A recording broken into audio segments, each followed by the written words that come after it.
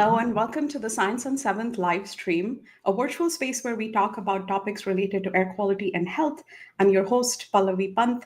I'm joining today from Boston, where the air quality is pretty good. It's starting to be cold and chilly here, but I've just come back from Delhi, where I spent several weeks. And some of you who pay attention to the air quality news around the world may have seen that Delhi has been in the news for bad air pollution. I also had a really bad respiratory infection that at least partly I blame on the high levels of air pollution. And this is the story for many people around the world, especially during the winter months. It is hazy, low visibility, high levels of air pollution, and people every single day are making decisions about whether to go out, whether to let their kid play outdoors, how to plan for not feeling well, what to do, what kind of medication you need. Nebulizers, inhalers become really common in many households, and all of this is in the backdrop of the fact that air pollution is among the biggest risk factors for poor health around the world. A couple of weeks ago, we released our latest State of Global Air report. If we can pull that up for people to see. And not surprisingly, I assume for many of you, what we report here is that we have this huge burden linked to air pollution, about 8 million deaths. And what that practically means is 1 out of every 8 deaths worldwide is linked to air pollution. And a majority of these deaths tend to happen in low and middle income countries in places including Asia and Africa. And what I would like to do today is talk a little bit about, what it is to experience this kind of air pollution. We can look at numbers and data all day long, and I encourage you to look at this report. I'm sure you're going to find some interesting nuggets in there and things that you can use to continue to talk about air pollution, generate more awareness, and push for action. But let's spend the next few minutes today talking about what it means to live with that kind of air pollution. What is the impact on health? And to do that, I'm really excited that we have Nomundari Urantulga joining us. She's joining us during a study tour in Italy. So I'm really glad, Nomu, that you're able to be with us today. And Nomu is a youth climate activist from Mongolia. She's a co-founder of Fridays for Future. She's currently pursuing a degree in Paris, but she's represented and has been the voice for young people on many global stages. I'm not going to name them all, but also her work has been very interesting because she brings environmental advocacy and communications and clarity in what we need to do, coupled with her own personal experiences. So I'm very glad, Nomo, that you're able to join us. And for those of us who are joining us live today, if you have questions for Nomo, please drop them in the chat. We'll try and get to them. But Nomo, for you, I'm going to start with a really simple question. You're in Turin right now. What does air quality look like? Well, first of all, hey everyone. It's nice to meet and see you all. Turin right now, I would say it's pretty moderate. Mm-hmm. Nothing too extreme hasn't happened. I would say is about the air pollution. I can see everything pretty clear, but it is starting to get a little hazy and a little cold. Does that? The colder Mm-hmm. it gets, the more air pollution increases. But right now, it's moderate, decent. That's good to know, and I'm glad you're in a place where the pollution levels are not too high, at least for now. Mm. But we hear from people about living with air pollution every single day, especially during winter season, which is starting in many places. And we got a message from one of the people working on air pollution in Pakistan. So I'm just going to pull up the quote that Mariam sent us. And it's interesting because she talks here about the smog season in Lahore in Pakistan and across most of Punjab. And this is, of course, true for most of South Asia. And it's interesting the words we use to describe some of this. She says, where one feels like the world just closes in on them. They cannot breathe. The sun and skies cannot be seen. And this is true. Even 2 weeks ago, when I was in Delhi, there were 2 or 3 days where we saw nothing but just gray skies and haze all day. And this can really be very impactful, even for mental health for people. And imagine millions, in fact, billions if we consider that South Asia alone probably has about 2 billion people, are living through this experience. And Nomo, I think you also have a very personal experience of living through pollution like this. I recently read a piece from you um, where the way that it started was I stopped breathing at 2 months old, and this is the story that you were sharing about yourself. Can you tell us about that, like why that happened, and what that story was? Yes, definitely. This is okay. So I didn't know about this story myself until like few years ago when my mom told me about the issues she was having. So when my mom was pregnant at the time, during the times that I was in her belly, I would like to say, when my lungs were just being developed, it was wintertime in Mongolia.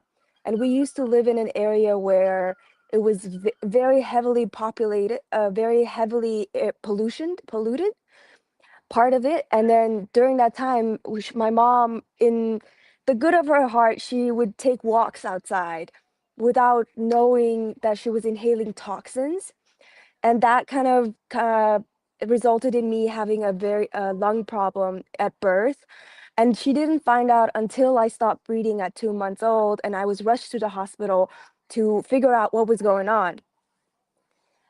To this day, she tells me that that was the scariest few hours of her life, and she didn't know why I stopped breathing and then how I stopped breathing until a few years later, when I was 8 or 9, that I started having trouble breathing when I would be running or if I just do any kind of exercises.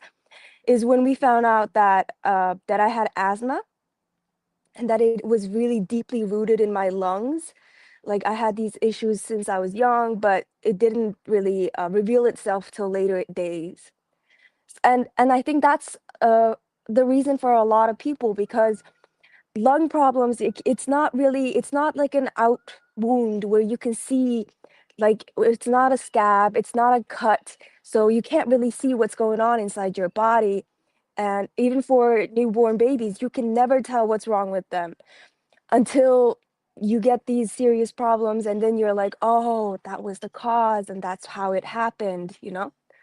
So that's my personal story on like how air pollution has affected me. Yeah, that, definitely a scary story too. And, we've been trying to track what the impacts of air pollution exposures during pregnancy can be on newborns. And I want to play just a really short clip, if we can pull that up, on how air pollution impacts the health of newborns, especially in places where pollution levels tend to be really high. So if it's possible to, quickly pull up that clip, it's about 30 seconds. Also, because as you say, Nomo, this is something that so many people deal with, and you would expect and imagine that taking walks is a healthy thing to do. Everybody wants to do it. Being physically active is what we are told is good for our health. And we don't necessarily think about the exposures to pollution that we may be experiencing. And in case we're having difficulty with the video, let's talk maybe just for a split second about another story, a similar story of a kid, this time in Uganda, who's also experienced asthma attacks, and air pollution has been a problem. So this is the story that Angela from Kampala very kindly shared with us. And she talks about her son, Mugalu Augustine, who struggled with asthma. And, as with many other stories, it has been a huge financial hit. It's been a huge emotional and mental hit. Trying to figure out what it means, what triggers it, can always be a problem. But I think in her case, the reason I also think the story is so powerful is she really empowered herself and her son and others to learn more about air pollution, why and how it can be a trigger for asthma attacks for her son. And 3 years, and there have been no asthma attacks. In fact, I encourage you to look, check out Angela's work. She is at AirQuo, which is air quality, does a lot of work on air quality monitoring in many parts of Africa. And she's really taken this very personal, deep experience and channeled it not just into ways in which she can improve her kids' health, but also how can there be better air quality for many more people across the African continent. And again, these stories and these narratives often get covered under what we know as just data. So we know, for instance, that around the world, we have many, many years of healthy years of life lost because of asthma, especially in children between the ages of 5 and 14. Nomo just told us that, it was around the age of 8 that she started experiencing these difficulties. Similarly, we know that we have, unfortunately, the case of Ella, who was a young kid, 9 years old, in London, and died as a result of an asthma attack. And this was due to air pollution as well. In fact, she's one of the only people in the world where the cause of death is air pollution. It looks like we may have lost Nomu.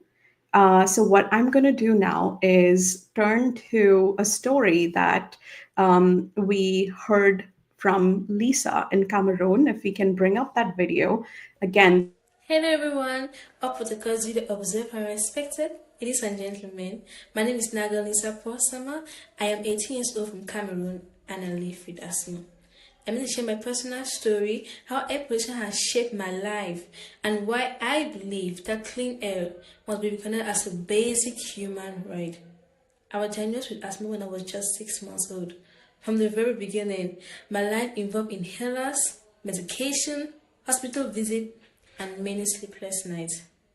One of my earliest memories having my first serious asthma attack at just 5 years old. I was playing with my siblings carefree when the air filled with fumes from a nearby car repair shop invaded the atmosphere. Suddenly, it felt like someone was pressing on my chest. I collapsed, gasping for air, and I was rushed to the hospital. I will never forget the fear in my mother's eyes as she watched me struggle to breathe. That moment was terrifying, and little did I know it was only the beginning. In my community, air pollution is part of our daily life, from the burning of waste to cooking with firewood to exhaust from vehicles. For me, this exposure meant constant asthma attack, coughing, wheezing, and frequent hospital visits. My life became focused on avoiding asthma attack instead of simply enjoying childhood. But at 16, things began to change. I became a clean air and climate health ambassador, speaking to students and policymakers about the dangers of air pollution, not only for people like me, but for the entire community. Around that time, my family and I moved to an area surrounded by trees and cleaner air. For the first time, I experienced what it was like to breathe freely. My health improved, and so did my hope for the future. That's why I was proud to support this program. Not just to tell my story, of course not, but to remind decision makers that real people are living this crisis every single day. Clean air is not a privilege, it's a right worth defending. Today, I am a second-year medical student and as well as the Vice Secretary General of Akatok Medical Student Association. My own experience has inspired me to study how environmental factors like air pollution affect children's health. I strongly believe that medical education should include environmental and air pollution health so that future doctors can better recognize, prevent, and manage these challenges. But my story is not only mine. Millions of children around the world are growing up in environments where the air they breathe is silently damaging their lungs. their heart, and their futures. Air pollution is not just an environmental problem, it's a health crisis and also a justice issue. Because the most vulnerable, especially the children, are the ones. That also is a very powerful story. Again, one person's experience, but as Lisa says, this isn't the story of one person, this isn't the story of one case. There are millions who do this every day. A few months ago, in fact, I was at an event with another person who lives with NCDs, and the way that she described her daily decision making, having to think about whether she could afford to go outdoors with her friends if the air quality isn't good, because the repercussions might mean that she has to miss work and school, and be on stronger medication, not feel well for the next few days, just if she went out for one outing with her friends. Those are the types of decisions that people are making every single day, especially in places with high levels of air pollution. So this clearly is, beyond the big numbers, a problem that enmeshes itself into everyday life. I think, unfortunately, since Nomu is, out, and it looks like her battery has died, so she had to unexpectedly leave the live stream. We're hoping we can get her back another time to, hear more about her experiences growing up in Mongolia, and dealing with the pollution, especially in winter season. We are in November right now, and as Maria mentioned in the snippet that she shared, this is the smog season. This is when pollution levels are high, visibility is low, and people are generally just dealing with the endless gray skies on an ongoing basis for days and weeks and months. And data like what is presented in the State of Global Air report, give us a sense of what those numbers can mean. There's also wonderful things that cities and countries are doing. So we look at these big numbers; they sound scary, they sound, difficult to confront and deal with. But there are actions and steps that we can take to address air pollution. In the report, we highlight several of those countries that are stepping up, strengthening their air quality management systems, setting up air quality management systems for the first time, bolstering the availability of data, making decisions. So we really hope that we continue to use data like this, but also keep in mind the stories of people like Lisa, like Mugalu and Angela, like Nomu, and many, many others around the world who are making daily decisions on what to do because the air outside is just too toxic for them to breathe. So we're going to close here for today. And thank you if you joined us. We will try and do another session to continue to hear more stories about personal experiences living with air pollution. And if you are somebody who has a story to share, please get in touch with us. We will also be back on December 5th, where we will talk a little bit about how this year has gone in terms of air quality actions at the global scale, and how collaborations across countries and across regions can help us make progress faster. So please join us on Friday, December 5th.